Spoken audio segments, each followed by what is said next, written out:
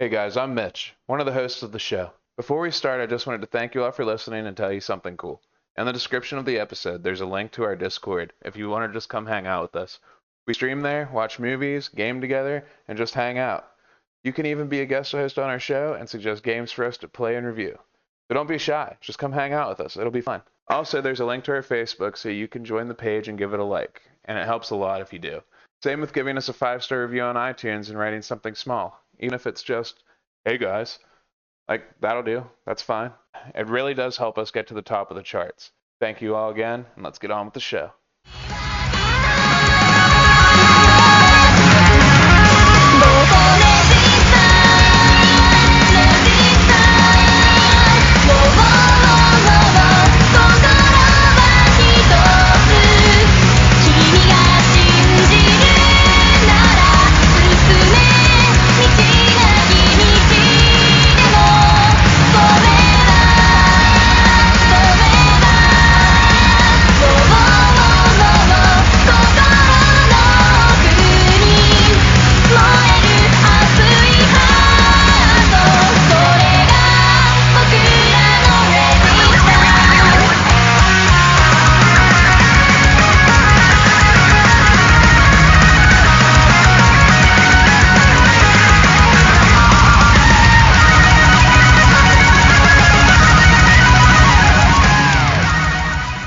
Welcome to the Tattered Couch Podcast. I'm your host, Mitch, and today we have Mike as always.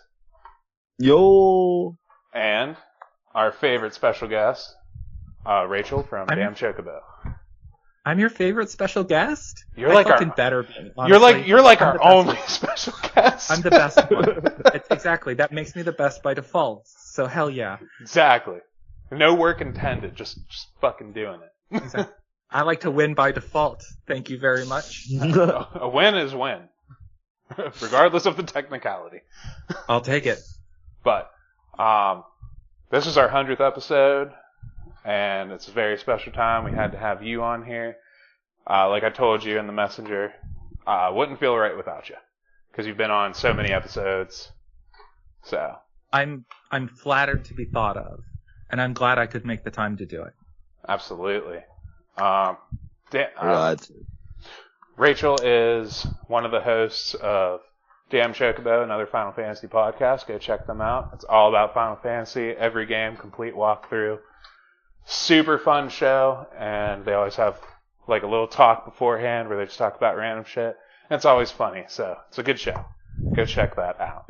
We try to be and real. That's the thing that I think when you do something like this that makes you stand out is being real, being genuine people, and not over scripting it, not overly performing, just being real fucking people behind the mics. And the best example of that was, who's your favorite superhero or some shit like that? Some conversation you guys had. You didn't say Iron Man. You didn't say Thor. You said Squirrel Girl. Oh yeah, I totally forgot about that. That was an old episode. It was my current favorite hero at that time. It's always Wolverine, but Squirrel Girl is a great character. What is Squirrel Girl? What's your favorite character as an aside, Mitch? As a what? As an aside, what's your favorite before we start on this? Mine is Thor, because I'm basic, and I like lightning. So, there you go. Mine's Spider-Man. Spider-Man's legit. Which Spider-Man, though? Peter Parker. Which Spider-Man? Legit. Are we talking, which actor? When anybody says, performer. Oh, that's a good question. It has to be the, what's the one before the Amazing Spider-Man? That was trash. Tobey Maguire. Tobey Maguire. Yeah. Yeah, except for the third movie. That was hilariously bad. I love the third movie just because of how bad it was. Venom is also a badass character. They can never do him right though, man. There's something going on with your mic. It's like a staticky, like you're pulling on a cord or something. Oh, yeah. Sorry. I had to mess with my stuff. My dog was freaking out. Gotcha. Mine's just Tom Holland, just because I think he embodies what original Spider-Man's supposed to be a kid. Like, he was supposed to be a kid, and he has that kid attitude. So, I don't know. Plus, I just love Tom Holland and, like, everything he's in. So, I just run with him. What about you, Rachel? I'm going to cheat because I can't pick between the movie actors because I like elements of all of them. So I'm going to go with the 90s cartoon voice actor, whose name I don't even fucking know, but when I think Spider-Man, I think that dude's voice. See, I feel like if I asked you the same question about Batman, you would also choose the original animated series. Oh, Kevin Conroy. Oh, hell yeah.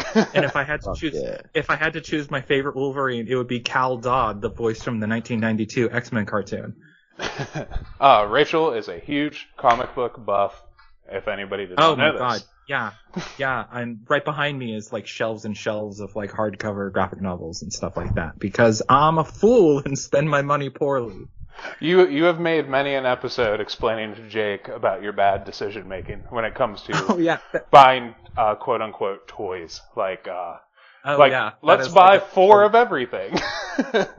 Shut the fuck up. I literally just ordered 3 copies of the latest Wolverine Marvel Legends action figure because I needed 3. So I used to do this thing with video games because I collect video games. I would buy a new game, like the newest Zelda game, for instance, Echoes of Wisdom.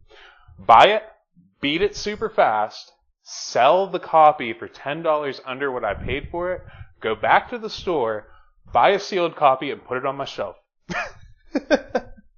So I basically pay the same price just for one game, but add extra $10 on it. That's how I would do it.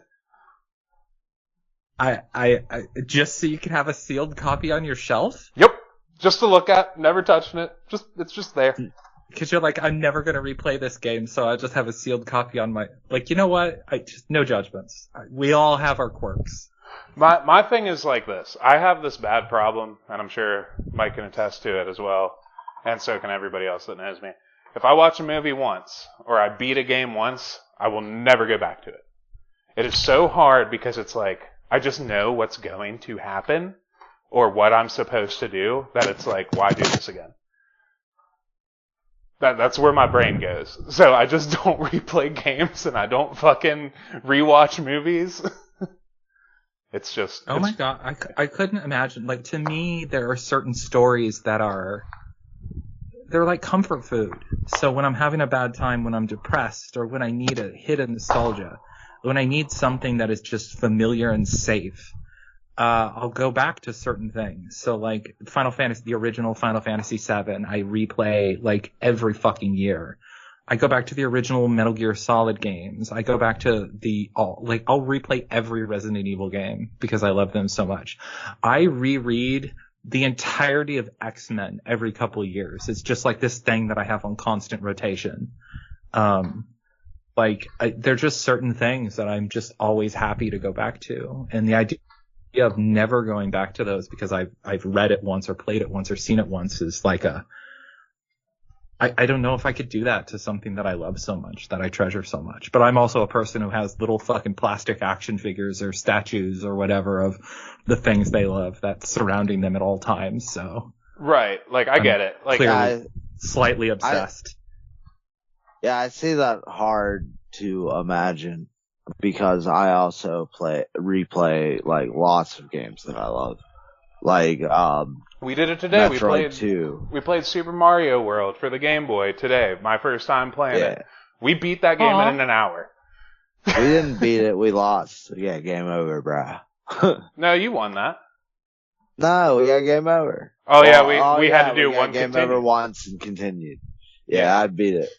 But see, like I have a problem with classifying a game as my favorite game unless I've played it at least 3 or 4 times. Or the 7 times you played Elden Ring. And you hate Elden Ring. Oh, hell yeah. He hates Elden Ring. But he played it 7 times. I still dislike Elden Ring.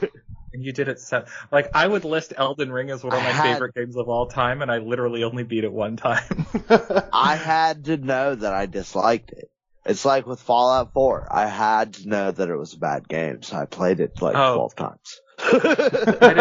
I knew Fallout was a bad game after one playthrough. I did not need multiple runs through that piece of shit. There were so many things that I enjoyed, though. Like the base building thing, even though it was tacked on and garbage, I loved it. Well, that's how I felt about Skyrim after playing, like, because when we did Oblivion for the show, I've never beaten Oblivion. Dude, you don't understand. There's like, oh, I can get rid of this tree, but I can't get rid of this tree stump. I can't get rid of this pile of garbage. No, not that.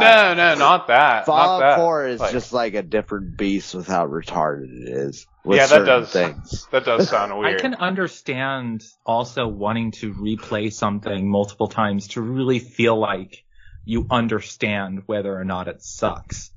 Yeah. I do that. I'll do that with food. Like, I'll constantly retry food that I fucking hate just to see if I still fucking hate it. Hear that, Mike? That's something you should do. Yeah, probably. That is a good attribute to have. Like, my least favorite Final Fantasy, and literally the only Final Fantasy for our show. I'm gonna say it. It's the only Final Fantasy that my co-host quit playing because he hated it so much. I know what it is. It's Final Fantasy 13. Yeah, it's the one Mitch did. I started playing it, dude, and I was like, everything's just auto battle. Everything is just set in auto. I still remember the episode, the first episode we had with you and your co-host. I brought up like 13 like so many times, and he said it's the one that should not be named. Yes. Which is true. So much. There are so many aspects to that game that make it bad, and I can not agree with more. I want to replay it. Like, I want to do, like, for our show in particular, like, I want to replay it for the show just to see if I still hate it and he still hates it. Yeah. Yeah. There is the core element where Lightning really cares about Sarah. You know, so you can kind of build off that. You can kind of go off that. I think there's elements to like the battle system that are kind of cool. I think there are elements of the world that are kind of cool, and elements of the characters that are kind of cool, and the overall plot that's kind of cool. But I think it went too much into kind of cool everything, so therefore they made it like a puddle, you know. Yeah, it's 20-foot wide, fucking 1 inch deep. Like, yeah. It's not great. It's not great at all. When somebody tells me, all right, you need to trust me and play this thing for 20, 30 hours and then it gets good. And then you get to the part that it quote unquote gets good. And literally the only thing special about it is that there's a whole bunch of fucking like monster hunts. There's like 40 fucking monster hunts in a large open area. And I'm like, you call this good?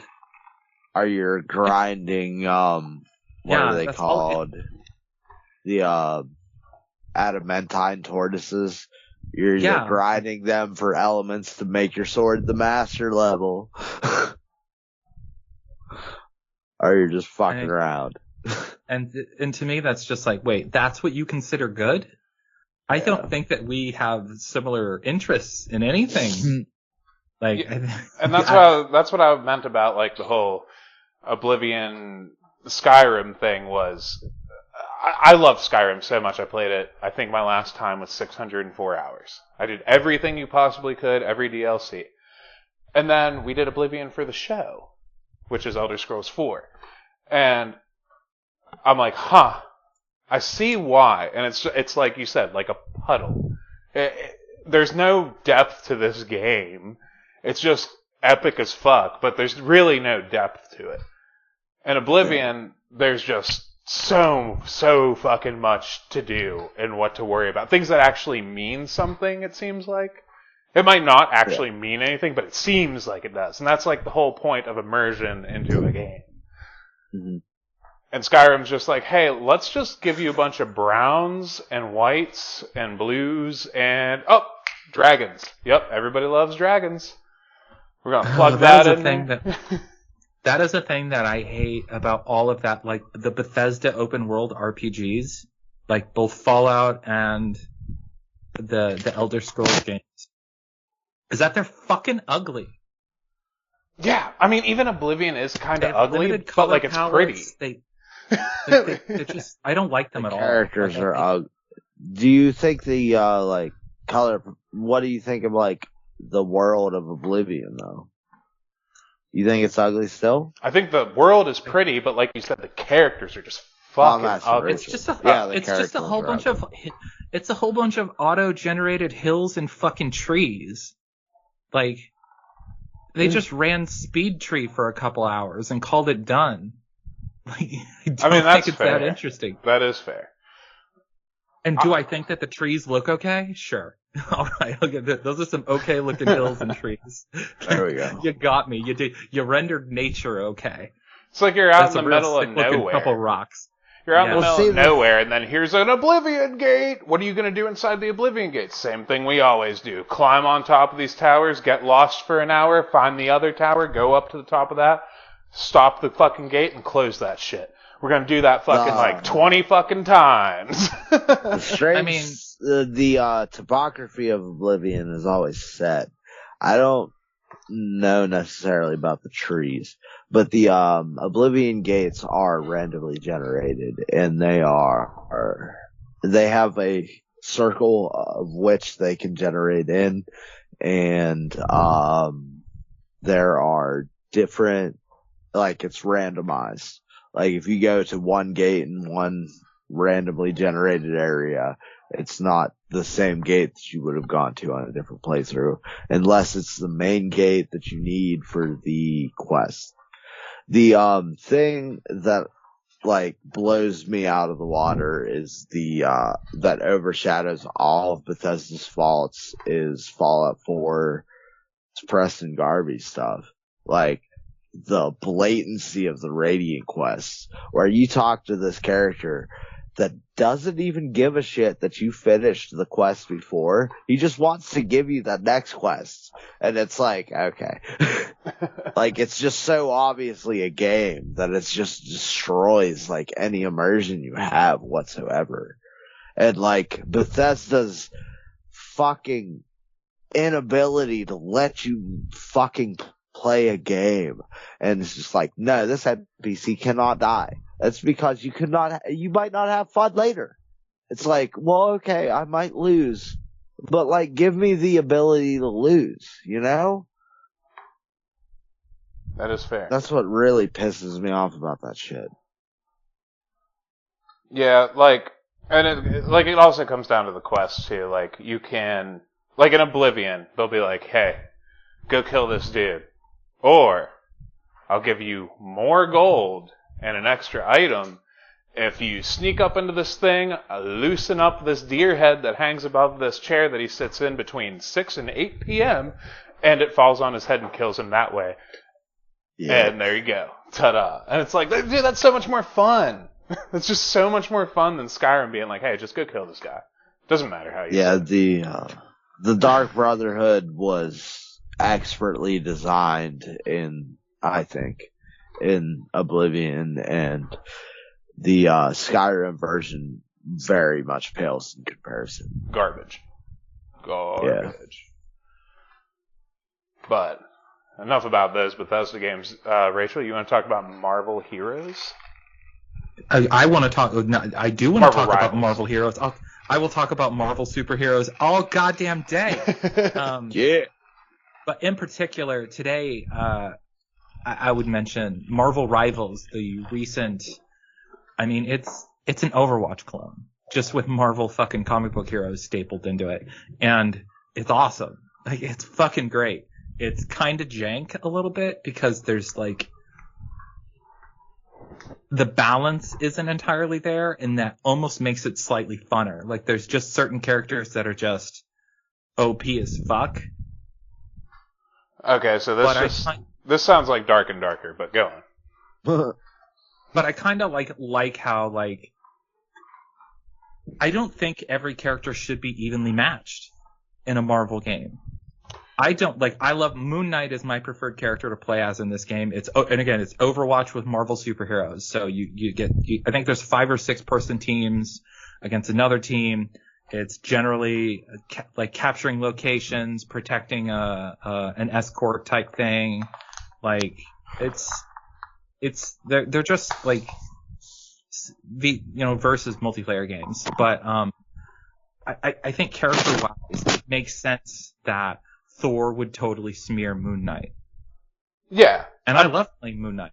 But like, I think that in certain circumstances, I think 9 times out of 10, if I run into a Thor, my ass is grass. And quite frankly, that's as it should be. That is absolutely as it should be. A Thor should be easier to play than a Moon Knight or a Spider-Man. See, that brings it straight back to Dark and Darker. I don't know if you know what Dark and Darker is. Do you? I don't. Dark and Darker is D&D, but you're not rolling dice, you're just actual characters. It's just like what you're talking about, but it's a dungeon looter game. It's an extraction game. So you loot the dungeon, get the fuck out. There's bosses, whatever. But you have your classes like barbarian, fighter, blah, blah, blah, blah. I'm always a fighter just because it is like the most simple class. But a lot of times, dude, if you aren't backed up, like say you go to open up a door and there's another player in there and he's a barbarian, he will 2-tap you. He will 2-tap you. And you will die. And you will lose everything you looted in the game, and you will lose everything that you brought into the dungeon. It's a game that there is no mercy in. But like, I respect a certain amount of no mercy. Like, no, you lose everything. You lose everything that isn't in your stock back at like the home. If you brought anything in, it's gone. Any loot you picked up, gone. It's brutal. But it's so much fun with all that added risk. I mean, that's kind of like the Souls games kind of do that sort of thing where you lose a lot of the shit that you did when you die and stuff like that. And I don't know. I think that a certain amount of imbalance is okay as long as you kind of know that going in, like, that there is going to be a challenge. And anyway, it's the same way as playing multiplayer games to some degree, because when you go into a multiplayer match, everyone is not evenly matched. There is going to be at least one player who grossly outskills you. And it's kind of like you're just clenching your butt cheeks the whole match, hoping you don't run into that dude or hoping you get the jump on them. And I kind of like that dynamic where it's not always a fair playing field. Right. The bad thing about Dark and Darker is if you go into a dungeon like fucking quipped out, like just stacked, and so all your armor can vary between different types, like common, uncommon, legendary, rare. So we'll start with that. Say you go in with a legendary piece of gear and it has all these rolls on it, because all your attributes like plus 10% HP or plus 2.6% PDR, which is like it's your defense against physical attacks essentially. If you do that, you'll have all that shit on, and your shit goes off of rolls. So if you find like a really good piece of gear, and you put it on and go into a dungeon, if you get killed, you lose that thing forever. Like that. It's harsh. That is harsh. Yeah, and the game itself with all the players has a self-sustaining economy in the marketplace. So there's these things called skull keys, and they're technically worth 30,000 gold. We'll just say that, which it's probably about that number. Your inventory cannot hold that much gold. So people use these in place of that. Like I said, self-sustaining economy, the entire player base is on board with everything. Recently the economy collapsed. Oh no. Yeah, it happens once a season anymore, I swear.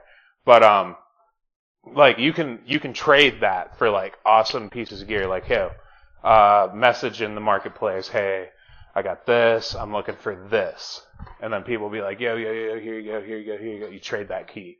And shit like that. But anything you take into the dungeon giveth, but the dungeon taketh away. And that is, like, the main fucking motto of that game. Like, it is brutal, man. But it is so much fun. It's a hard game. It's fun, though. It's like Escape from Tarkov if Escape from Tarkov was D&D, essentially. That sounds kind of rad. Yeah, like, it's really fun. It's not for everybody. And people shit on me for playing controller, but I do really good with controller, and I can't play keyboard and mouse. Like, I've gotten compliments, but you do not want to play controller on that game. I'll say it myself as a controller player. Like, you are at a strong disadvantage. Like, it took like 300 hours to actually be on par with keyboard players. Oh my god, you're really playing the shit out of this game. Yeah, ask Mike. I was playing it for months. I wouldn't play anything else. Check on Steam there. Yeah, it's about 300 hours. What's that? I was asking Rachel. Oh, Yeah, She I said have. you played the shit out of it. I was wondering if she checked you on Steam, see how you do. I have not logged into Steam in ages. yeah. I ran into this one dude who actually plays D&D with us now, and me and him just played. He was with me after like the 100-hour mark, and that's when I actually started really learning the game. Like, I started out playing as an archer, which is like not the greatest class in the world. And I would go in and safe play, like rat, basically, like hide in corners, fucking avoid any fights with people. And then it's like, oh, you're an archer? You know you can get a spear, right? If you do these objective quests for these people. So I did them, and I got a spear, and I started getting kills. And I was like, oh, it feels so good to gank people. And then I switched to fighter and played with him, and he like showed me the ropes. It was so much fun. But he's a warlock, so he can run so fast. So it's hard for me to keep up with him on a team with him. So it was a fun, weird time. Yeah. But back to Marvel Rivals though. Deadpool wasn't at launch, correct? I did hear that. No, yeah, Deadpool is not in it yet. He is coming in a later season, which is crazy. It has this wild selection of characters of like a lot of the MCU big names like Cap, Iron Man, Thor, Black Widow. Has like almost all the Guardians of the Galaxy. Almost. It has Wolverine. It has some of the X-Men like Wolverine, Storm. So they give you all that Psylocke. shit and Moon Knight and not Deadpool. And there's a couple big names that aren't there yet. Yeah. They didn't have any of the Fantastic Four until the main season just started, and then they gave you Mr. Fantastic and Invisible Woman, and the Human Torch and Thor and Thing are coming a little bit later. Deadpool is planned to come a little bit later. Cyclops from the X-Men is planned to come a little bit later. Like, there are still some big names coming down the pipeline. So, like, I would have liked Deadpool up front just because I'm a big fan, but I can see the appeal to holding on to some big name characters a little bit down the line. Make more money. Exactly. Like you have Spider-Man and you have Venom, but they're holding off on giving Carnage in there. But you know Carnage is coming sometime. Like, Carnage is a great fit for this sort of game. So, like, Doctor Doom isn't playable yet, but is in the story as like a notable character. So, like, What's the, what are they called again? What is, Venom and Carnage? symbiotes. Yeah. There's another symbiote that's like the son of Carnage or some shit. Oh, there's like 9, 10 symbiotes. Yeah, but I mean like the super popular one. There's like, there's Venom, Lasher, Carnage. Lasher, Scream, It's like the more fucked up version of Carnage, I think, is the one that's popular. There's Toxin. Maybe it's Toxin. Bedlam. I've heard of Scream, there's so fucking many. Deadline, and Toxin before. So Because I remember Anti-Venom. Carnage played well in the any time they've showed Carnage, he's played well. So I'm pretty sure they made like the Son of Carnage or some shit. Cause Carnage and Venom are very much my favorite. Well, Venom is my favorite by far. Oh yeah, Carnage I fucking love. Nice little add-on. Did you ever play the I forget what it's exactly for. I played it on Dreamcast. The Spider-Man game that would have been on Dreamcast. Forget exactly what it's called. Wasn't it Spider-Man 2? Or Spider-Man... Maybe. I think it is might the have been Amazing Spider-Man 4. Spider-Man, isn't it? There was There's Spider-Man on Dreamcast. Oh, that's the 2000 Spider-Man game by Neversoft. Yeah. Yes. I love that game. It was based on the cartoon. Like, it had all the designs based on the 90s cartoon. So it had all the voice actors from that reappearing. Yeah. Yes, that game fucking ruled. Yeah, that was so awesome, dude.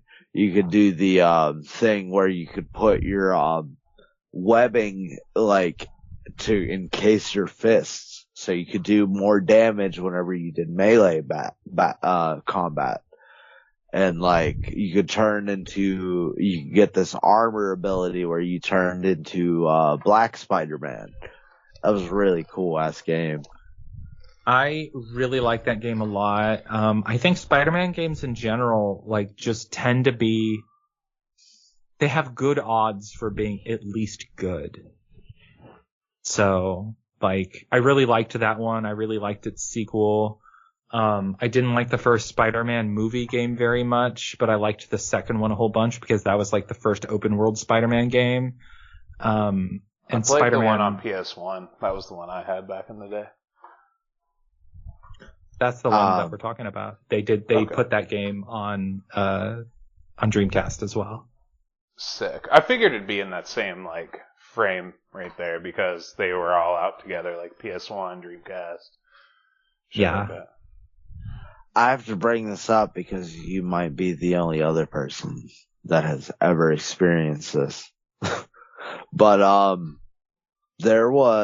I had a 1998 Packard Bell computer and we had like all the generic games, but we also found this game that was compatible with a periphery that was a microphone, which was one of the like first computer microphones. And the game was I think it was called Spider-Man Cartoon Maker. And you had access to backgrounds and different characters and animations, and you could add your voice into things, and you could make literal Spider-Man cartoons. I'm literally looking at it right now. Child. It was such an entertaining game. I remember spending so much time with it because it was compatible with Microsoft Paint. So you could also make like your own edits to the videos. So it was a really sick ass game. That same style of game is really funny because they've made multiple games of that ilk. And I actually just watched a YouTube video for an in-sync version of that game the other day. And it came with like it came with a phone that you could download like audio files of the NSYNC band members to and have them quote unquote call you. It's like so stupid, but like I imagine if you were like a 13-year-old at the time, it was probably the coolest thing in the fucking world. But it's the same style of like there's animations, you can make your own little animations, there's coloring things in it, there's mini games, audio files, video files, like just this whole multimedia like fun goof off thing for kids. Yeah, like I feel like they made a lot of these in the 90s. The 90s were a good time, man. Do you remember the beginning of Mrs. Doubtfire where Robin Williams is fucking there's like it's an old ass style cartoon and he's voiceovering it and Oh, I do not like the cigarette. It makes me die. My lungs they're dying. Like, you can do shit like that in that game. And I remember doing stuff like that. It was just so great. That shit's so fucking hilarious. Yeah, the 90s were a wild fucking time, dude. Like, I'm pretty sure what was that cell phone fucking console technically? Was it called like the N-Gage. The N-Gage. Oh. Yeah. Did you have one of those? That came out in the early 2000s. Oh, really? I thought that was a 90s thing. Yeah. Yeah, and you held it sideways like a taco to talk into it. Yep. I remember in middle school, there's this dude I know that had one, and he fucking busted her out. Fucking. It's just funny that any of us had one. We were at some assembly, and he just like fucking just started playing games. I was like, that's pretty sick. On to like the real topic though. Podcasting, man. This is 100th how do you episode. feel about Final Fantasy VIII? Yeah, we're not talking about that. Talking Nah. about that mess. Jesus. That was the other thing I fucking wish you didn't say. Whenever you were like, oh, the game that we shouldn't talk about or whatever. Whenever we were talking about earlier, I was like, it's either 13 or 8. I have grown and like I have grown a sort of strange love towards 8 because you have talked me into playing it so many times, and I just decided to fucking do it. And I was like, all right, if I read for an hour, I'll know how to play this game. It's like I unabashedly love that game. Like, I get it. Yeah. It's not for everyone, but I really enjoy it. that's where I'm at. Like, I do really fucking like that game. It's just so cumbersome. Like, it's just too. Why do you make me learn? I don't want to learn. The funniest thing I think about that is like everybody took Cloud as an emo character. And like, I don't think he was intentionally written that way. And they were No, like, he's not. okay, so we'll give you Squall. Like an actual emo character. Like a guy who's so depressed and antisocial, he spends multi-scenes in the game laying in bed just hiding from all of his friends. Yeah. A game where they intentionally give you two choices just so you can say, I don't care. All right. Since we'll get to the podcasting thing here in a bit. Since we're on the topic of Final Fantasy, I did want to touch on Rebirth because I picked it back up again. Rachel, how do you feel about these? How do you feel about these changes that they made? I think that in terms of like what it does is it makes it a separate game than what the original was, and I support that. Like, I want a different experience. That's exactly how I am. I don't want to play a prettier version of a game I already played. Like, Yeah. I need something different. I need it expanded. I need it rethought out. I need it to take advantage of the new hardware, of the new technology, of the ability to do more writing, cinematics, and all that. Like, I need something new. The closest I can deal with a straight one-for-one remake is the Resident Evil 4 remake, which only feels like a one-for-one remake, but even that is drastically different from the original. Yeah. So I am a part of I think you're a part of the same group on Facebook, and it's some Final Fantasy group or whatever. Somebody made a post about 10 getting a remake, which, if you don't know, they are planning on doing the same treatment as they're doing to 7 to, they're skipping 8 for some reason, and going to 9 and 10. But everybody's already talking about 10 getting that remake touch. And I posted in the thing about somebody's opinion on it, and I was like, look, I'm all for anything Final Fantasy X. I just want it because I already played the original. To play it in a completely different way, 100% down for it. Like, I would like to play it in the remake style. and all I got was sad faces. And like, I don't understand. Like, you don't have to play it. Like, it's fine, but you know it's gonna be fucking sick. By the time they reach it, how far are we gonna be on like the PS7, PS8 by the time? Like, it's gonna be insane. God, who even knows? Like, my question is the people who want that game to not be changed, and it was like, well, what? Do you not own the original? Like, have you never played the game? Because if you want to play that game, you can literally just play that game now. Right. And you can literally just put Final Fantasy IX and Final Fantasy X on your console, play them now. Yeah. Why wait for the remake if you just want that exact same experience again?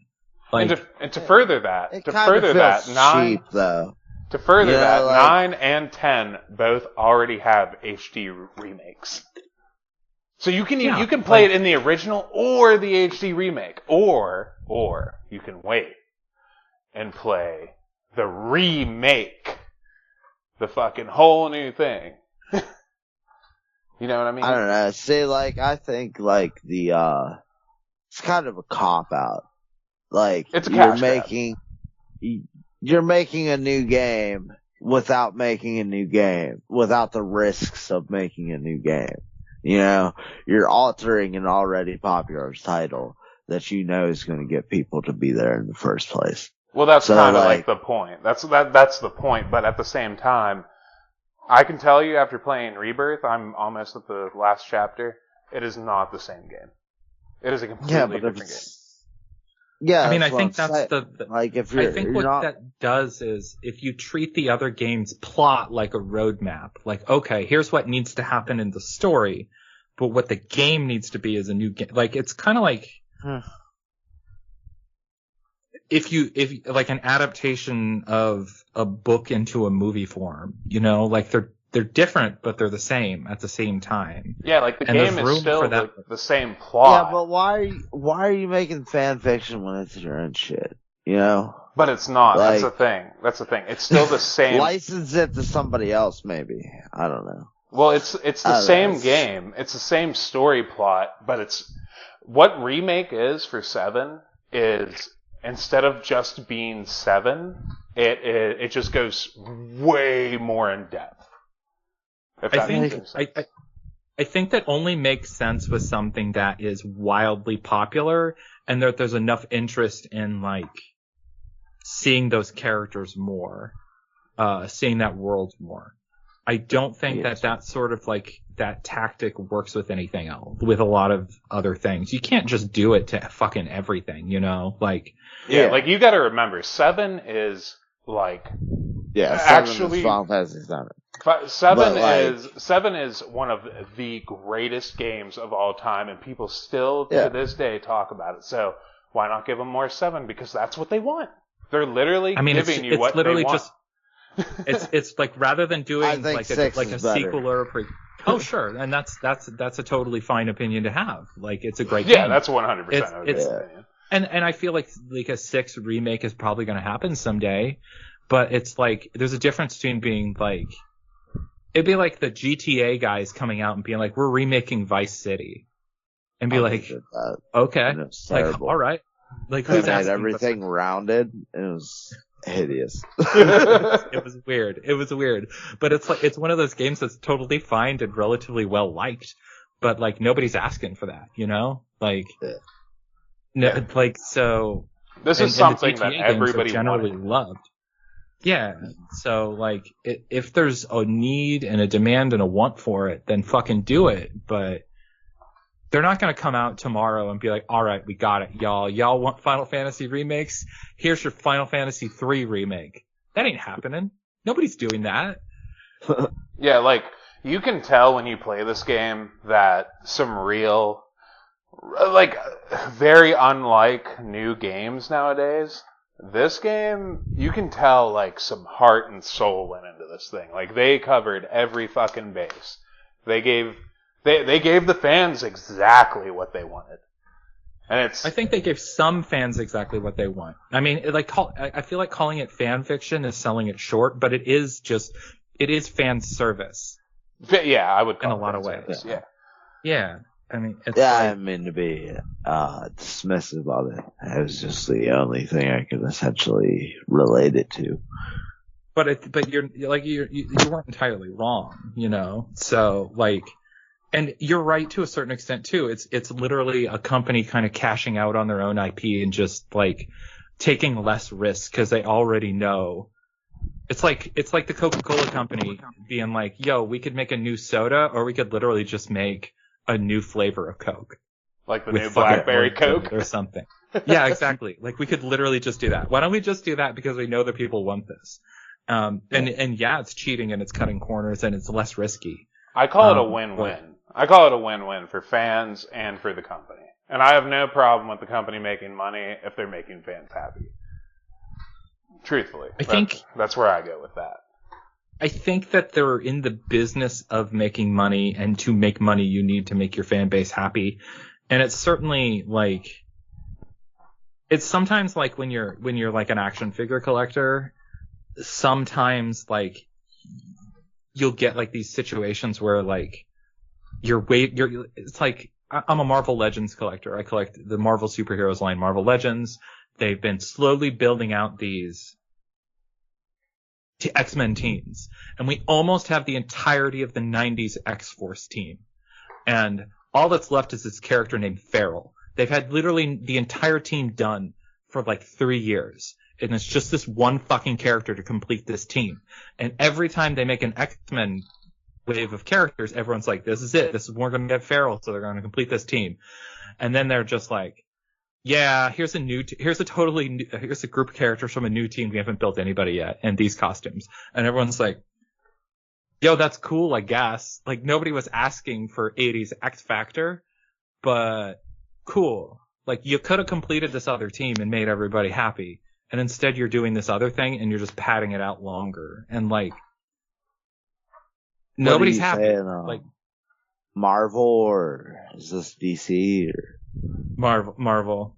And it's like this opportunity, and it's like nobody's really happy about those decisions. Like, and it's like, okay, you're doing the thing, you're releasing stuff, but you're not making anybody happy. And it's like a business failure to some extent. Like, Rachel, do you happen to know that, I forget where this quote comes from, but I think it's like a, bad writer gives fans what they don't want, a good writer gives fans what they want, and a excellent writer gives fans what they don't know what they want.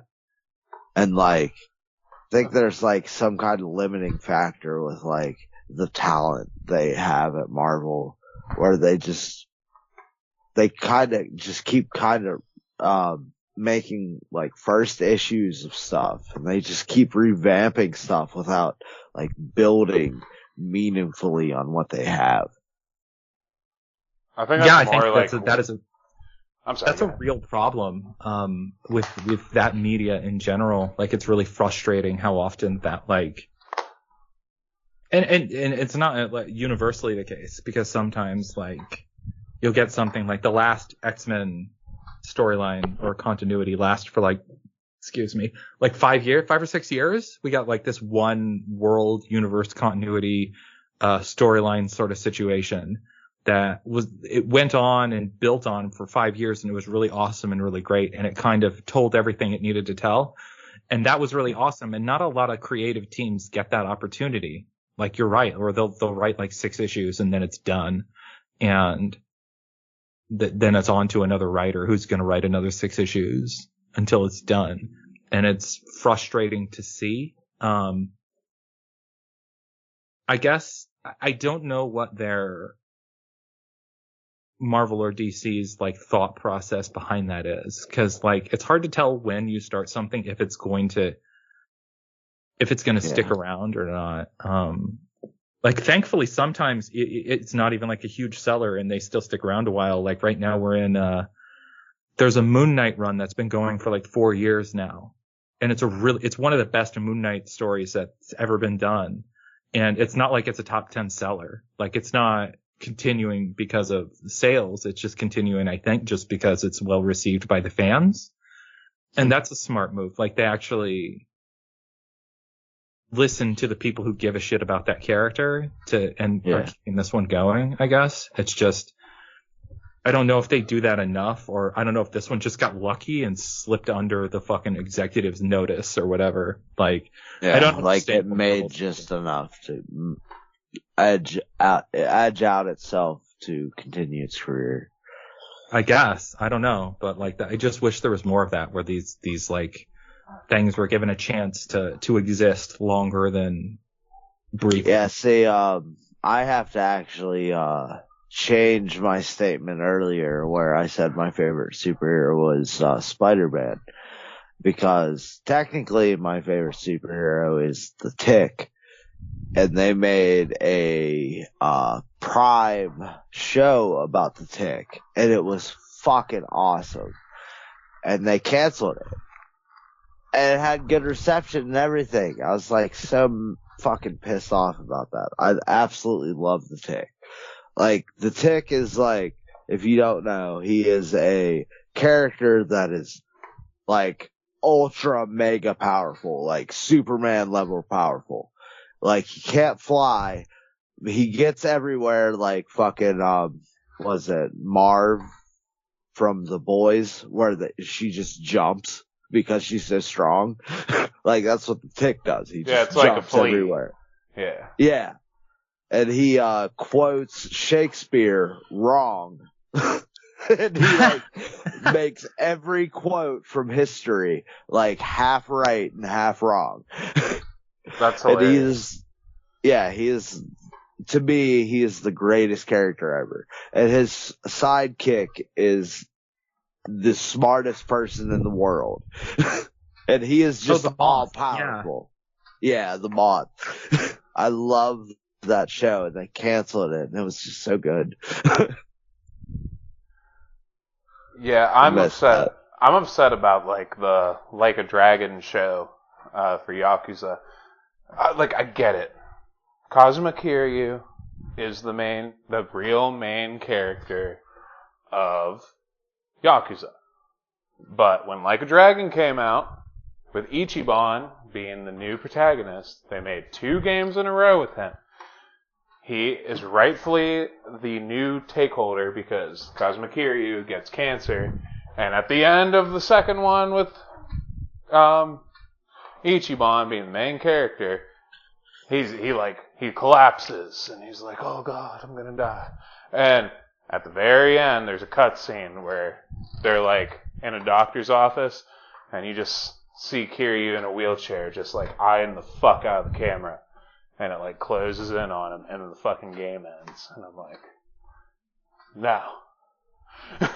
Well, yes, survive, that please, but that's fine. But we need to realize that Ichiban is like the greatest protagonist of video games. Like, not even by my standard. Like, it is a whole internet thing that needs way more love. like you said, the Tick. That sounds like a hilarious, awesome protagonist. Like, we just need more love for these little guys. Like we do. See, what I've heard about the, whatever, I don't exactly know what the, I've sent you a picture of it and you played it, that pirate version. Oh, Majima. What, Yakuza? Majima. Yeah, that's its own game? Yeah, Like a Dragon is basically spin-offs. Everything with Like a Dragon in it is a spin-off technically, but not really. Yeah. Some of it, but most games are, except for just Like a Dragon and Like a Dragon Infinite Wealth.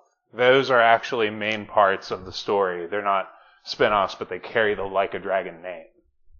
But everything else, like that one you're talking about, Pirates in Hawaii, that is a spin-off. Yeah. From what I've heard, that is one of the better pirate games there are. Which is so weird, because it's like, what I've heard about it is like basic pirate shit. Like, oh, you get to make your crew, you get to do stuff with your ship, you get to have a base. Like, there was this mobile game I was super into, like, way back when, like, probably 2012, maybe even later than that. It was called Trade Winds. I remember that. Yep. the basis of the game was you had like these 3D, like actually interactive pirate fights with your ship, and you mostly just bartered trade revenue from one place to the other. And that's Like- that like brings it back to like what we were talking about with Rebirth. Rachel, I did not know that I needed Don Corneo's shitty, pervy fucking porn stash and his shitty douchebag swoop hair on every cactuar that I fought in the arena. I didn't know that I needed that awesome? that. That's just fucking hilarious. Like that's a game. That's a game that reminds me that I'm playing a game. That's a game that reminds me that I'm playing a fucking game with fan service, but does not take me out of the battle and experience. It just makes me laugh and it makes me happy. Like that is. I think it's just trying to bring you joy. Like that is just fucking and the play. Like whenever you go and do the Loveless play, just who did you get for your date? Yes, that's so good. Who did you get for your I got date? Tifa. I got Eric. I originally got Red 13, and I was like, oh, fuck this noise. I am not going out on a date with the dog. I quit out, went back to the last save point, looked up what you gotta do to adjust that. So I was like, all right, I need to get another Tifa mission in. So I went and did a Tifa mission, and that was just enough to bump me over the level that I took Tifa on the date. And I was like, okay, all right, all is good in the world. I did every mission in the entire game up to that point for everybody, and I ended up with Aerith, and that's who I want to end up with. In the original 7, I ended up with agree Barrett. with Rachel, I hate you. I ended up That with is great. I don't blame you for that. Yeah, Barrett's a strong second. Okay, well here's the funny thing, Mike, because only me and her are gonna know this. In the Loveless play, after you do everything, it says choose your lover, and it goes between Red 13, Barrett, and Aerith. You can choose Barrett, and if you point your controller at each one of them to choose, Barrett points at himself and goes, ugh! And 13 just kind of like, huh? And Aerith's like, oh god, yes. So, but I wanted to end up with Aerith, and I ended up getting it just by beating everything in the game that I possibly could up to that point. But, still didn't get that kiss, spoilers. Didn't get that kiss at the play. So. Well, that's because there's no kiss with Aerith. There is with Tifa, but not Aerith. No fucking way. No fucking way. It's like there's a right choice. I don't like it. Yeah. I feel like they did that just because they know that you know that Aerith's gonna die. It's like, oh, you don't get to kiss her just because she will die. Like, really, the only real romance that is gonna last this whole game is Tifa. Because Tifa doesn't die. I mean, like, you could read it that way, but you could also just read it as, like, that's just not where she's at. Like, she's just not ready for that kind of thing with Cloud. Like, she's digging Cloud, she's having a great time with Cloud, but she's not like, you don't want to fucking go down on this dude's dick. Like, well, it made sense in the cutscene. time. It made sense in the cutscene on the Ferris wheel where she's like, when I see you, all I can think about is him. But I'm not thinking about him right now. I'm thinking about you. And they hold hands and they're like cuddled up together. But there's no kiss. There's nothing. And I'm like, they ain't gonna give it to me. Look, I see them hands holding. Watch. They ain't gonna give it to me. They ain't gonna give me what I want. And they fucking didn't. I was like, you cunts. I'll tell you what. Alright. I can tell you where to go to get what you want. You tell me where I need to go. It's called Pornhub. No! You can find what you want there. I've already seen those videos. Okay. And there's no kissing involved, sir. There's just only dick and fucking. Oh, that's They fat. treat her like a whore. Yeah, they did. They DP'd her. Fucking Damn. Barrett and Cloud. I was like, whoa. Wow, Barrett too? Okay. It's like, whoa, Reddit, chill. You guys happen, Rachel, do you happen to be aware of any cartoons? I am aware of children's cartoons because that is what my children watch, but otherwise I am not super up on, like, cartoons. I know a couple anime things Don't bring going fucking on, Bluey into this. It's a YouTube thing that's I can go down relatively to- old, but he made this person made an animation of Final Fantasy VII, where it's mostly about the super boss fight of the Crimson Weapon, but Cloud tries to grope Tifa, and she's like, "Watch out for those pointy bits," and they cause like damage whenever he tries to touch her tits. Oh my god. Oh man. But I gotta send you that.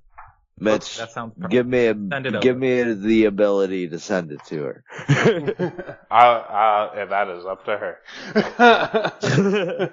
I will send it over. It's Final Fantasy VII shit. I'll look at it. I'll get a chuckle. Nice. Let's jump on the topic at hand now. This is the 100th episode. Let's just... I have some questions for you. Yeah, I would like to hear them. All right, you've been doing this for 100 episodes. Yep, this is the 100th episode. Yep. All right, so I want you to think back to before your first episode. When Mike All right. thought I was joking. All right, I have one question. What was my question for you, and what was going through your head at that point? My question. Why would I do it? Because every day. Why would you do this to yourself? Oh, you're about to be really flattered if you were flattered that I couldn't do this without you on the final episode. I listened to your show and a show called Tadpog. Tyler and Dave play old games. Shout out Tadpog. Every single fucking day while I welded at work, I just flip-flop between episodes, or I'd go on a drive all day on your show and then their show another day. And I would do that every single day. And I did that for years. Until I decided, this brings me joy. And it just sounds cool to just kind of do this thing. Like, I had no thought of money. And we still don't make money. We don't even try to make money on the show. And I just wanted to do something like this for fun. Because I already collected video games. I already played games from every era. So I said, why not just make a show about it with my buddy Mike, who also plays these games. And when I brought it up to him, he thought I was joking. And then I bought a full podcast kit, which was like 4 mics and a soundboard. And it all came together except for a tiny cord that you had to plug into the soundboard and into the laptop that we used to have. So the whole time while we were recording the entire time, it always just sounded fucked up. It didn't work because we didn't have that fucking cord that I could buy for $15 at Office Max. What finally gave you the hint that you were missing that cord? That sounds like a real bitch of a problem to solve. Because it didn't fucking make sense. It just didn't make sense, and I kept Googling things, and then I found it, and I was like, what? This fucking weird-ass cord with an end that I've never seen before. It's like in this weird, it looks like a square at the bottom, and then it goes up at 2 angles, and then a flat top. It was really weird. And I was like, what the fuck? So I found it on Office Max for $15. And I went and I got it, and we tried recording with it, and it worked, but at some point it got to the point where I got too busy to go get him, to bring him here to do it. And he wanted to test it out, the soundboard and everything with because Mike plays bass, and he wanted to start recording and fucking with it. So I gave him the soundboard and everything. I bought a PC, and my buddy put it together for me and everything. And we just started doing everything online. So that soundboard is probably dusty as fuck at his house somewhere with cobwebs all over it. Yeah. So Yeah, that definitely touches on the reality of when you do a show like this, that like there's an evolution to the hardware that you use. Like my first microphone and headset was a combo unit microphone headset that was literally the one that came with the PlayStation 2 game SOCOM. Huh. Nice. Yeah. Yeah, because it was like a USB, it was like the only USB headset I had at that point, and I was like, fuck it, I can make this work, let's try that. And it sounded like shit, but it was a start, and over time you just change how you do it, you change the hardware you use, you upgrade your headset, you upgrade your computer, you upgrade your mics, like it changes with time, and that's not something that like you go in thinking about, but it's like the reality of doing this. Yeah, we did this, like, something you need to know about me is when I get an idea, snap of a finger, I'm fucking on it. And I do it, and I don't do it with thinking, I just do it. And that's where the first, 16 episodes of our show sound like shit. We had an episode that was 3 hours long at one point that was never published, all about the N64 with my friend Dave, who has passed since then, so that could never happen again. I went to put it online, and dude, it broke up into 15,000 different files on my computer. Why? Oh no. Why? I don't know, but every time I clicked on each file, it was 3 seconds of audio from the show. Like, we dealt with so much bullshit, and there was a time where I wanted to rebrand the show because we weren't getting the traffic that I really wanted, and we couldn't get people together on certain times, but Mike and Brandon convinced me otherwise to not do that kind of thing, and so I didn't. And recently, since we started doing weekly, this has only happened a couple weeks ago, we started doing weekly again and doing a consecutive every week at the same day show. We have been picking up so much more traffic. And I was reading about podcasting, and apparently the number one rule is just being consistent. That's all it is. Yeah, that you absolutely will get more of a fan base and traction if you are consistent. That's huge. And that's honestly something that early on I tried to do, and then I just reached a point in my own podcasting journey where it just wasn't viable anymore. But if you want to be successful, that is very important. Yeah, and it's not even there has never been, again, I can't stress this enough, we have never thought about making money. We've done charity events where me and my wife have called in and ordered shirts, with our logo on it and everything, when COVID happened. All those people graduating, but they couldn't go and they couldn't receive gifts because of whatever reason, being afraid of getting the virus and all that. We just sent out our shirts to those people. We just found a random group of people and just sent out a little crack box. Here you go. We don't know you, but here, take this. And I live 30, 40 minutes from Pittsburgh, and we went to Steel City Con, and I handed out my 1,000 fucking stickers for our podcast. I went to the mill where I worked as a welder and sold shirts and shit like that, and just used it to put back into the podcasting. We hit 100 episodes right now, but it's been a 4.5 year journey to do this. It's been a long ride. And I don't know, man. It's been fun though. Our first episodes, me and Mike would come to my house, go up into my game room, get fucking trashed, play our games, hang out with our friends, wake up the next day, 6 hours later of hangovers, and just record episodes on mics that didn't work. Again, back to the cord missing. Yeah. Just record fucking episodes and then just send them out. It's been a battle, but I think recently I have figured out all of the audio editing.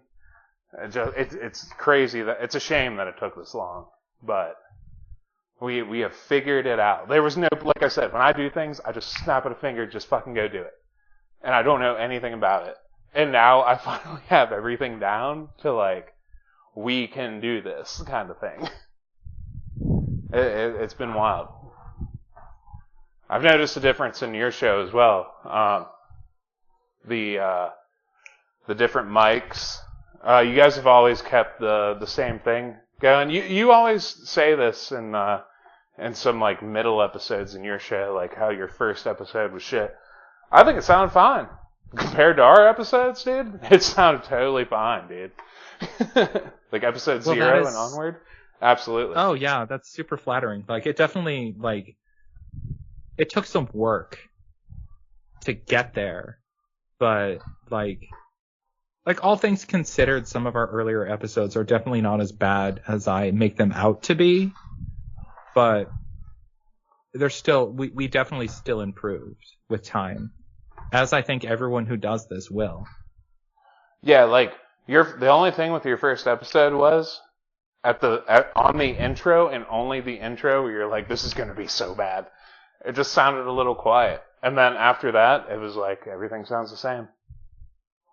Everything sounds totally fine. I mean, because I've listened to Damn Chocobo all the way through, except for the Final Fantasy games I haven't played. I've listened to every single episode, and recently, like this past week, I actually went back through it again. Oh hell yeah! So, like I've been listening to Bird Droppings and like a lot of Bird Droppings episodes. I've listened to Final Fantasy X episodes 10 times over probably, just because I love that game. Oh yeah, that game fucking rules. There is like, I also like, I think you find when you do a show sometimes is that you'll get like, the show will start with an idea of how you want to do it, and as you do it, it changes. And you kind of touched on that a little bit earlier, how you were doing it with friends and spitting them out. Then it just became kind of you two after a while, and then you two stopped doing it in person and you started doing it over the internet. Evolution is kind of part of the business in terms of like you change, you grow, you change how you do things. How do you see things changing in the next couple of years as you do this? Do you kind of foresee some changes you're already thinking of making on your show? Yeah, when it comes to our games, like right now we're doing a lot of 3DS and GameCube. Mike actually wants to get back to like doing he wants to do some original Xbox, which I've been dying to do. But the hardware right now, I just don't have, and we don't have in general. But when we do, because I have sold my game collection like 2 times over now, maybe 3, and at some point I'm going to grab them because just like him, I've also wanted to be doing original Xbox games and stuff like that, and even PS2 games, and we're gonna get to it. Hell yeah. But right now, what we have like a mass collection of GameCube and 3DS. Like, what my idea behind the GameCube and the 3DS shit was, nobody ever covers these fucking games. Why is nobody covering these games? There's tons of great games. Let's be the ones to cover them. If somebody goes into Spotify and hits the search thing and they say, I don't know, Kirby Triple Deluxe, we're going to be the people that have it, you know? Like, nobody does Cubivore for the GameCube, the super rare $600 fucking game that nobody can get their hands on because nobody wants to pay that price because that's fucking expensive.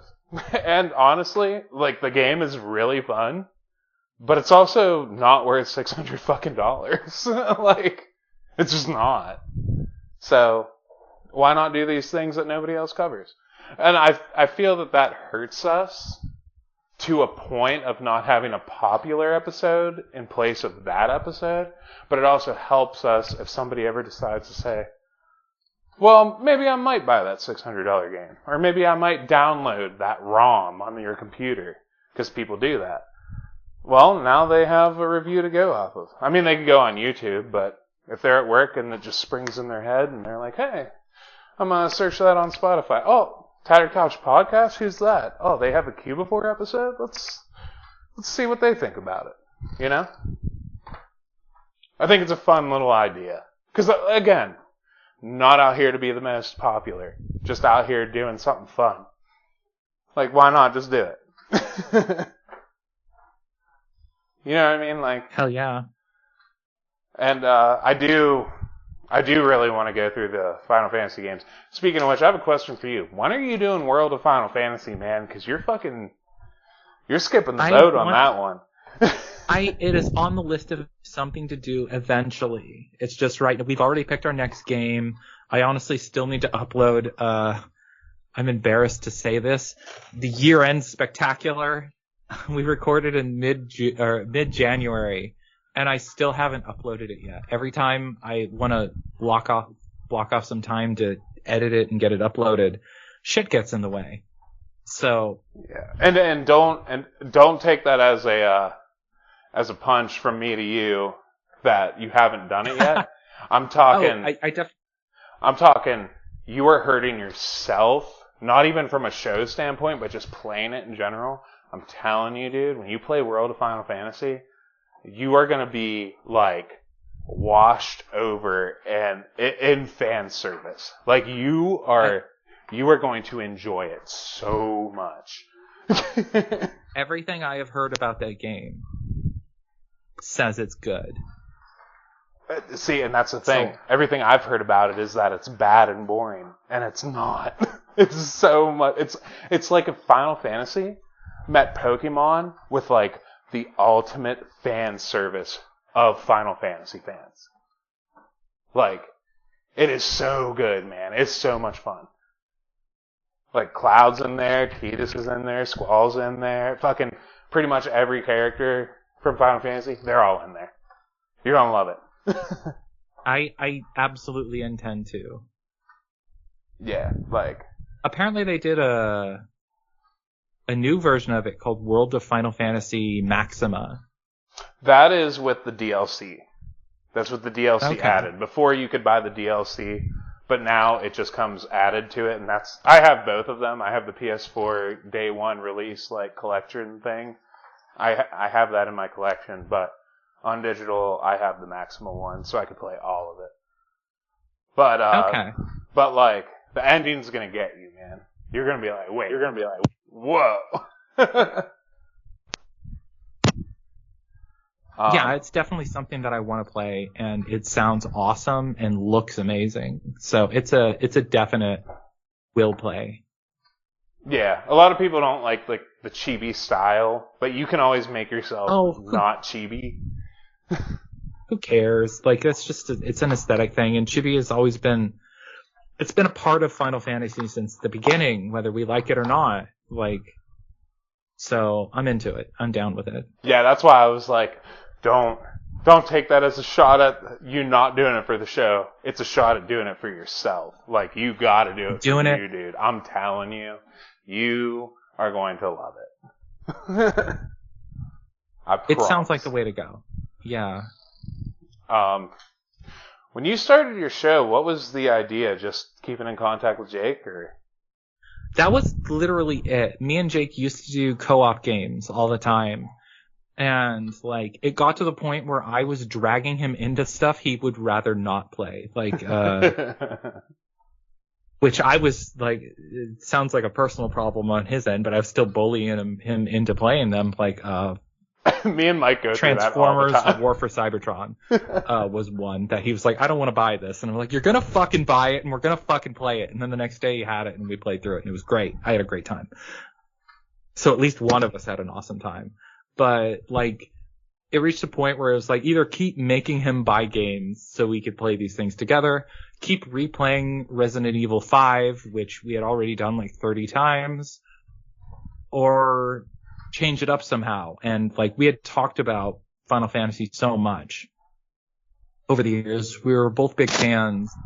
And I just was like, I'm listening to podcasts and there isn't a Final Fantasy podcast that I want to listen to. I tried a bunch of Final Fantasy podcasts and I just thought they were fucking boring. Let me ask you about this. Have you ever checked out Ultima? Ultima Final Fantasy podcast? After we started doing a show, I stopped checking out other shows. Like, I understand, like, we started doing it and other ones started popping up, like a year or two later.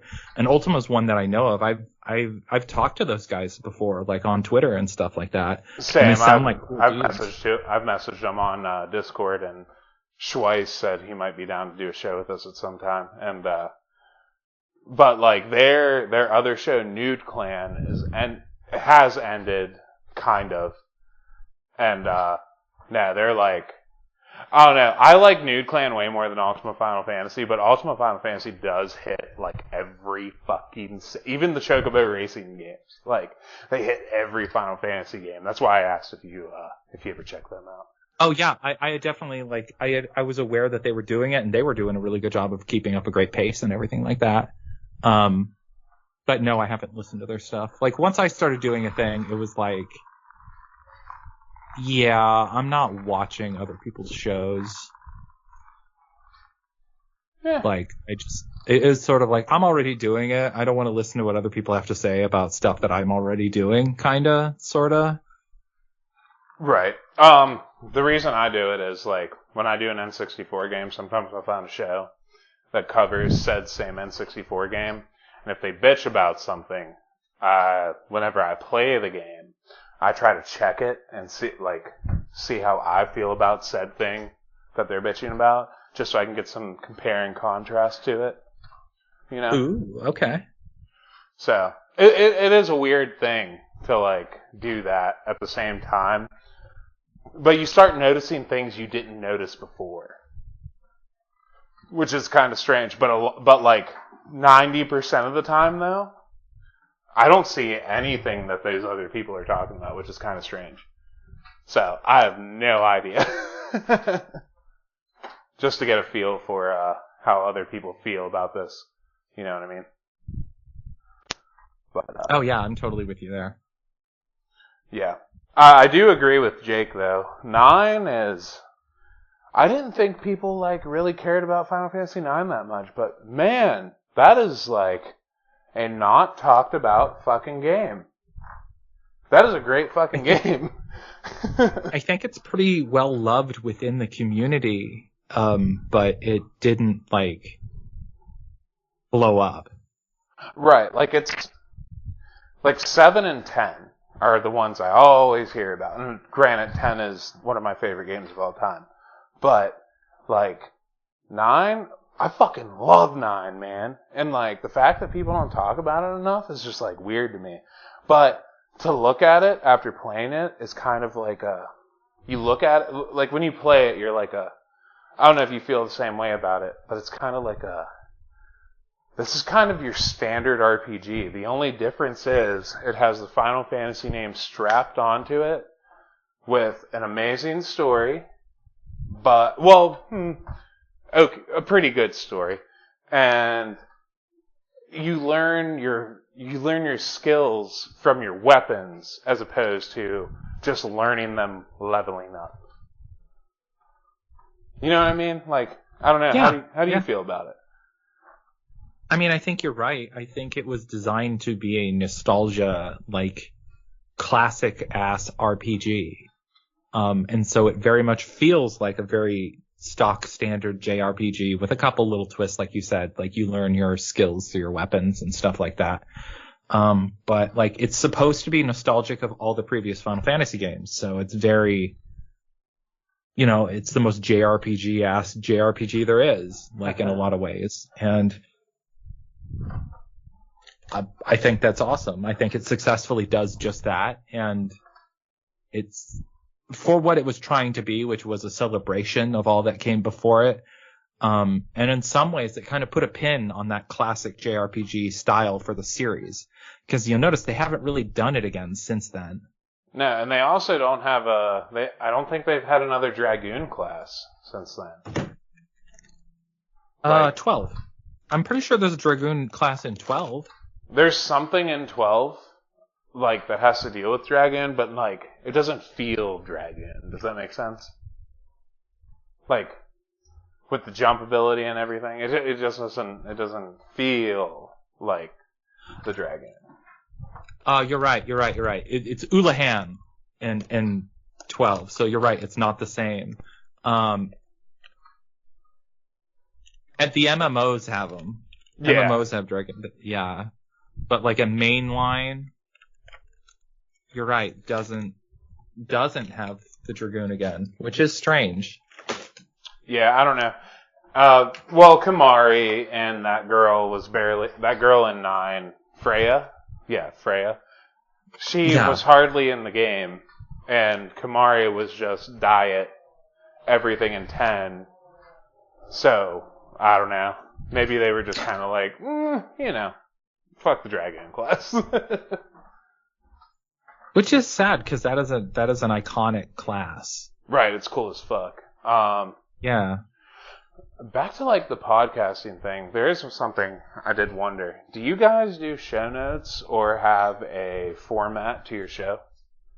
We used to, for like the first 50 episodes, take notes before every episode about what we're going to talk about, the order we're going to do things, specific stuff we're going to call out, and all that shit. And then Jake got lazy and stopped doing it. And then when he stopped doing it after a while, I stopped as well. And like, I think it hurt the show and it helped it at the same time, because it hurt it in the sense that like we don't have a written reminder of details that we want to specifically call out. So we're relying on our memories, which are fucking Swiss cheese. And so we will forget details or forget things we specifically wanted to call out or get stuff wrong on occasion. But because we're not following a loose outline, it's very much kind of got a natural flow like a conversation would. So like that is a benefit to it. Yeah, that's kind of, we started out doing notes and I got lazy, and at the same time so here's where it really broke down to. We did Final Fantasy IX. We never completed the game for the show. I beat the game. Shit. Well, I beat the game, and whenever we did it for the show, I went to replay it, never finished it. Mike never finished it because I never finished it, because we went on to something else. I forget exactly how it went. But the reason being is when we tried to talk about the show, we tried to do like kind of like a mini version of a walkthrough. And the fact that we were all over the place and found different things constantly and went to different places at different times, our notes did not match up. That's awesome. So we were like, one day we're going to finish this. One day, but it's not going to be today. Hey, have you ever played Legend of Zelda Ocarina of Time? Yeah, we both have. Okay, let's go replay that. Do 4 episodes on that, and we totally forgot about Final Fantasy IX. Or some shit like that. Some weird shit happened. That definitely makes a lot of sense in terms of like, when you're doing a show and you're doing like a coverage of a game and a playthrough sort of cover, you definitely want to be playing the same stuff so you can both talk about the same stuff. And I know for me and Jake, since we're playing at the same time, we'll talk to each other about what we're doing, update each other on like, hey, I think I'm going to do this right now. And then that way the other person knows, hey, this is what I should do next, so that I'm on the same path, basically.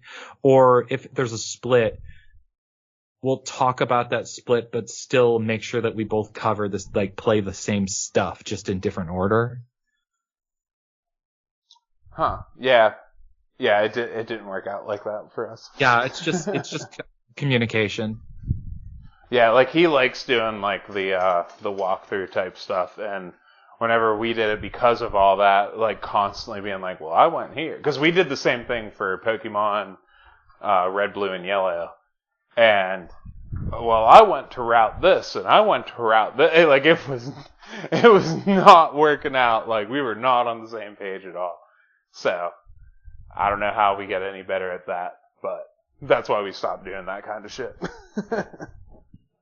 Like, it was crazy, too, because, like, Red and Blue, whenever we first started out, we hardly had anything. We announced Red and Blue, and we had, like, fucking 300-something downloads, like, by the second day of that dropping, which was strange. Oh yeah. Yeah, like we hardly had anything, and then boom, like it. And recently, our Pokemon Nuzlocke run that we did for Alpha Sapphire and Omega Ruby, dude, people just love Pokemon games. That's all I could come to the conclusion of is everybody just fucking loves Pokemon games. It makes sense to me. Like picking a thing that is an underserved populace to do content for is like half the trick. Yeah, but and that's the weird thing. We did Pokemon Snap like a couple episodes before Red and Blue or some shit like that.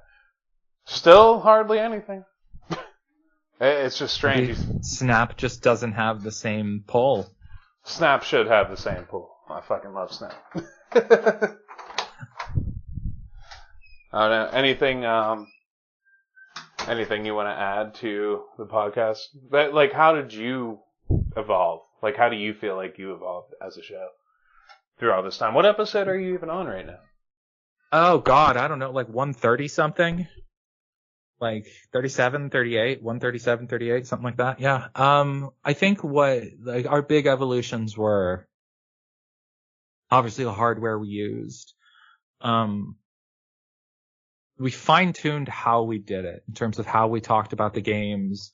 Like once we locked in on like this is how we like to do it, we've really stuck to a similar format. It's like we open the show, like the opening bullshit that started happening like 20 episodes in. At first it became like, I just want to do some funny stuff at the beginning that I can kind of clip in really quickly at the beginning and maybe save some for the end of the episode. But I started finding that stuff funny. And I was like, you know what? We're just going to do this and we're just going to roll naturally. And, it was one of those things that when I'm editing the episodes, like I listen to the first like 20, 30 minutes of an episode as I'm just to make sure it sounds good, make sure there's no audio glitches. And like I found that stuff really entertaining. And so I was like, you know what? I'm leaving this. And that's kind of become like a staple of what we do, certainly. And the show has evolved in similar ways where it's just like, I think this is funny. I think this is amusing. This is going to be what we do for a while. I think it's funny that we have bathroom breaks sometimes and I won't edit them out and I'll be like, Jake, be entertaining. Dude, it's so funny. And I don't even know what he says. All I know is like, he usually will do something. Well, he did he the fucking Star Wars song before. He did the Zelda song before. Like just while waiting. I remember there was an episode, I don't know, like maybe 30 episodes in where Jake, I mean, it probably wasn't even that much. It was probably sooner, but like just naturally through the course of doing it, Jake was mad about something. There was a character or an event that pissed him off. And he loves to complain. So I love to give him an opportunity to complain because I give him shit for being an old cranky bitch. But like he has this one freebie opportunity that I'm not going to give him a hard time about at the end of every episode to complain about one thing. And like it's the evolution of the show, how we do it, the format and everything like that has been the biggest evolution. At least intentional, like positive evolution. I would say like not every evolution is a positive one though. Like the ability for us to do it got really hard there for a while, especially as my like marriage was falling apart. So that like made it more difficult to find the time to do it because like my ex would be like, no, you got to watch the kids right now. Like, and so like life stuff would get in the way. They gotta be almost old enough for you to just be like, hey, I'm recording. So this is what I do with my kids. I have a 7 and a 10-year-old now. And for the past like year, I've been like, hey, I'm going to record an episode, guys. You mind going to your room for like an hour or two? And I hand them tablets and they disappear. That is smart. If I was still living with my kids, that's absolutely what we would do probably more because they're 5 and 7 now. And like there were like external stresses that were making it more difficult to keep up the pace that we originally wanted and like the lengthy episodes. Because one natural evolution, like for a while there, we started having these episodes that ballooned in length that were like 3+ hours long, because we were just having so much fun recording. But then over time, because the life situation changed, like they ended up getting shorter and less frequent. And so like, what was I trying to say? Oh yeah, so like not every evolution is a positive one necessarily, but like it comes with the territory. As far as where the show goes next, I don't know. Like I think my biggest change that I want to get back to is posting more regular episodes, because any change beyond that feels silly. Like, Well, I for think like, rating content. I'll ask this for the fans that listen to us and you guys, because you've been on so many episodes. I'm sure some of them have picked up your show. How long do you think you're gonna podcast? Like, Bare minimum until episode 200. Bare minimum? Yeah, bare minimum. All right. We decided a while back, like at the 100th episode, like we're at least gonna go to 200. Like at some point we might get burned out or something after that. I don't know. But like it was like a promise to each other that we're gonna go to 200 and then we'll touch base and see if we're still into it. Because at our 100th episode, we had a conversation like, are we still enjoying this? Is this still fun? Do we want to keep doing it? And we were like, fuck yeah, we're having a great time. The show, we kind of peaked in some way around that point. Like we were doing the bird dropping episodes, those one-offs. Yeah, and those are sometimes my favorite ones when you guys are just shooting. Those are shit. fun. Yeah. I want to get back to doing those too because they're easier to snap off. But like we were in a good place and we were like, fuck yeah, we're gonna go. And then we're like, let's have this conversation again in another 100 episodes, see how we feel then. But for now, we are locked in for another 100 episodes. Well, as long as you guys like record with us until like the void takes you, like that's totally cool. I think also like it's as long as I have a need to stay in contact with Jake, and he's like one of my oldest friends. Like I can't, like 90% of our communication is through podcast stuff, is like doing stuff for the show. Like that is our relationship at this point. That's where, if we did not do the show, we would not have this forced reason to stay in contact weekly.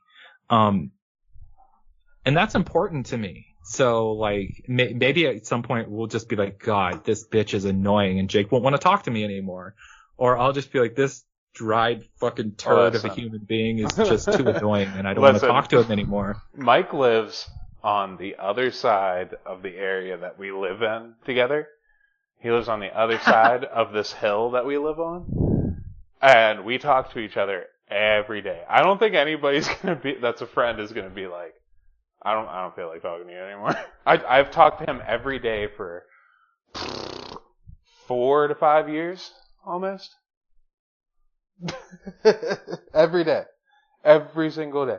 Discord, playing games together. And that's why I like this podcasting thing is, we do this, you pick a game, I pick a game, you pick a game, because it introduces me to new games. And, like, that's all I do. That's my hobby. I quit skateboarding because I had my second kid, and I was like, fuck, I can't get fucked up. So I guess I'll just stop doing this and focus on this. And that's what I did. It's kind of like a strange thing, but it made sense, you know? Yeah. But I think that is like, you know, it's great to have any excuse to hang out with a friend and do something with a friend, you know? Right. Like, you're what, 40, 41 right now? Are you God, yes, I'm ancient. I'm 42. Oh, okay. Well, I thought you were 1 to 2 years younger. Like. Oh, thank goodness. Well, just think about it. Well, I remember you saying it on a podcast. But just think, you got 40 to 50 more years to podcast. I can't wait. Yeah, that's the goal, to keep going. Is like, until we're ancient old people still talking about Final Fantasy games in our wheelchairs and fucking homes. In old folks' homes. That's the goal. That's the thing. That's what's crazy. You could be in old folks' home together, or just not even together, and you could still have a computer there and still podcast. It doesn't matter. Like, none of this matters. Like, you can do that. That's true. And that's, I think we all can. And I think we should. I think it's a fun hobby.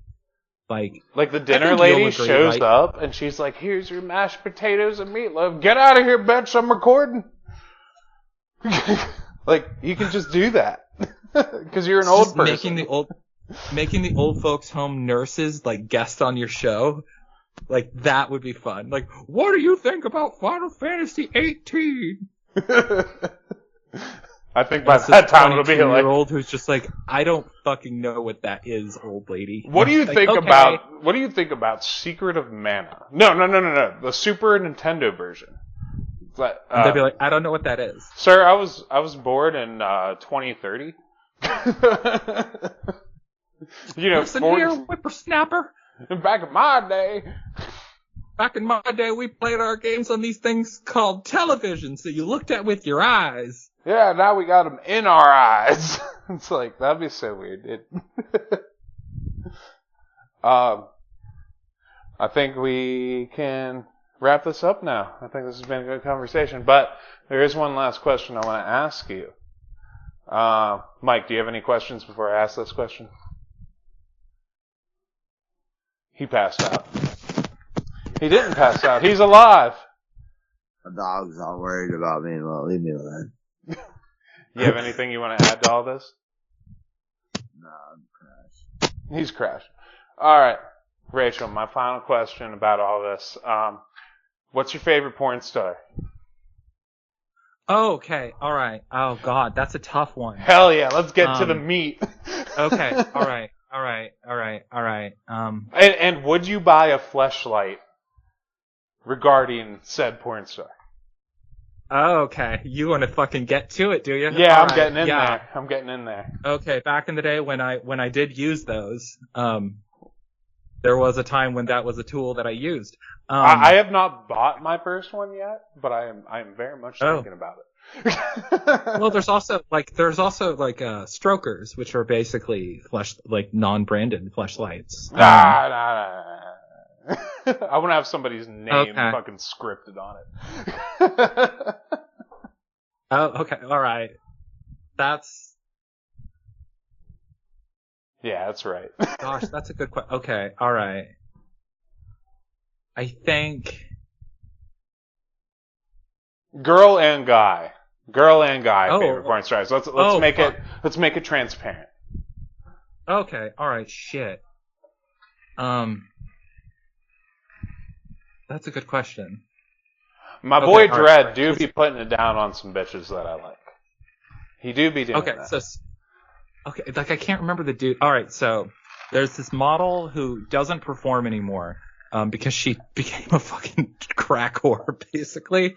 But there was this hot ass redhead who looked like my wife, or my wife looked like her, named Faye Reagan, who I was way into back in the day. So for the longest time, she was my favorite porn star. And she always performed with her boyfriend, which was this nerdy looking dude with glasses that I thought was a hot dude. So I was like, this is a great combo. I love these two together. So they were probably my favorite. I think nowadays, she is hot. She is hot. I pulled her up just now on my phone. Oh yeah, she's smoking. If that's your wife, ex-wife. Hell yeah, brother. I mean, yes, she very much looked a lot like my wife. So, my ex-wife. So, yeah. I guess, I don't watch a lot now, but if I did, is it cheating to say one of my partners does OnlyFans content? Don't come on here saying that you're lucky then, so like that, you know? Okay. It's not the first time. that I've done stuff with an OnlyFans model, but No, one of my partners. Oh yeah, that shit. Yeah, well, I live that fucking trailer trash. You're out here geeking it up. Yeah, Kudos to you. I would say disaster. Like multi-partner stuff is hard. I'm not bragging. I'm saying it's very difficult. I don't recommend. 90% of what I say is jokes. I would say, gosh, like if I'm gonna call out another porn star for being awesome, like I would. There's so fucking many. Oh, okay. Oh God, now I gotta fucking Google it. What is this bitch's name? I think she's great. Shit. Is it Adriana Chechik? It is not. It okay. Is not. You do know who that is. Okay, good. I don't. Oh wow. I don't. She's the one that jumped in a ball pit at a TwitchCon and broke her fucking back. Heart of gold though, that girl. She does extreme porn. But heart of gold, that girl. God, there's this dude who works with a lot of trans models who's like really hot, and I can't remember his fucking name now, but he's also like, he's totally ripped. He looks like a twink. He's got spiky hair. Fuck. I don't expect you to know. You know what? Next time I'm on the show, I will write this down. I haven't watched a lot of porn in a while. You hear that, everybody? There will be a next time. As usual. Spiky hair. Yeah, that narrows it down. Right? It's like 90% of them. 90% of gay dudes just have spiky hair in 2025. Right? It's just... I'm telling you, man, the 90s are making a comeback. They have been for a while. But if you could... Yeah. But this concludes our episode, guys. Thank you, Rachel, for being on here. Yeah, way to throw me under the bus on a last question that I was totally unprepared for. You still got time. You got time. What do you... I will write in an answer. You will write in an answer, and I'm not going to publish it, but I do expect you to say your answer on next episode. Okay, I will do that. Hell yeah. What episode would you like us to do? Because I have my own game picks, and so does Mike. What episode would you like to do? Is there a game that you would like us to do that you could jump on for, just for funsies? You can pick any game. Fuck. You can pick any game. Any game? Any game. Oh, no. It could be the bouncer. I will not do the bouncer again. I did it once for my own show. That was enough. Alright, I have a game I kind of want to do, but I don't have access to the game, so it would be hard to do. Like, alright, Pie in the Sky, if I could do any game with you, I would do Urgais, God Bless the Ring, for PlayStation 1, an arena fighting game. Urgais. Oh, wait, is that the one with Cloud in it? Yes, it is. Okay, I do have access to that game. I'm pretty sure. I do not. I sold my copy a long time ago. A game that you have access to, then. Yeah, I would do a Metal Gear game. That would be fun. Or a Resident Evil. Oh, man. Alright, which one? Oh, you know what? No, it's something spooky. Something real spooky. That would be fun. Do you like horror games? I'm totally down. I'll play fucking Agony. Mike hates the idea of Agony, but I will play Agony. I would say, like, whatever the recent Amnesia game is. I knew you were going to say Amnesia. Yeah. Yeah. The Bunker. Amnesia the Bunker. Like, that would be awesome. Alright, when we get to that, we'll throw you on there. Yeah. So that probably I think it's like World War II or World War One. Yeah. Yeah, probably in a couple of episodes then I'll just pick that and I'll have Mike come over and play it with me and we'll do that shit. Listen, any excuse to play some sweet ass horror games I'd be down for. Actually, because of you, I bought the Amnesia collection on PS4. Hell yeah, that game ruled. Like Amnesia, like I've never played them still, and I bought them years ago. I just haven't played them yet. Yeah, The Dark Descent is really good. Is really fucking good. Yeah, luckily, whenever I did the data transfer, it all went over to my PS5 digitally, so I could just play them now still. I would say A Machine for Pigs isn't quite as good, but is still alright. And Amnesia, whatever Amnesia 3 is. God damn it. Now I gotta Google it. Rebirth. Amnesia Rebirth is really good, but also if you're a parent, it's really difficult because it has a lot of like parenting crossover shit. I don't feel emotions. It's fine. Yeah, because you're a monster. Nah, sometimes, Sometimes. Nah, I'm sure it'll be heartbreaking. There are many There you games go. that has been heartbreaking. Like 10, whenever I was like 14, when I finished 10, straight cried at the end. Just prepare to cry if you play Amnesia Rebirth if you're a parent. All right, Amnesia Rebirth. It is. I will let you know 2 weeks ahead of time. Well, it's the bunker will do. I'm not going to play Rebirth again. I am not doing that to myself. Oh, okay, the bunker. Okay, yeah. Let's do Yeah. it. Do I have to play any of the other ones beforehand to like know? No, they're all standalone. All right, So you don't need to at all. All right, that'll be the next episode you're here for, unless there's some Awesome. special shit.